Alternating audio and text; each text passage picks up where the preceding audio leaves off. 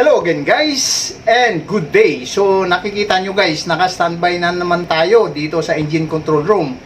Gawa nga ng biglaan na naman yung tawag sa atin para dumikit sa terminal at magkaroon ng cargo loading operation. So maglo-loading ulit tayo dito guys, and then dadalhin natin sa kabilang bayan. So yung 32 hours na biyahe guys, yun ang bubunuin natin para makarating doon. So as usual guys, wala tayong signal sa internet within 32 hours. So tiis-tiis lang, no?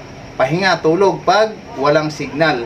So relax din tayo niyan. Yun lang, hindi tayo makasilip sa page natin or makapag-upload ng video natin. Anyway, babawi na lang tayo kapag nagka-signal na lang ulit tayo. So yan guys yung update natin for today.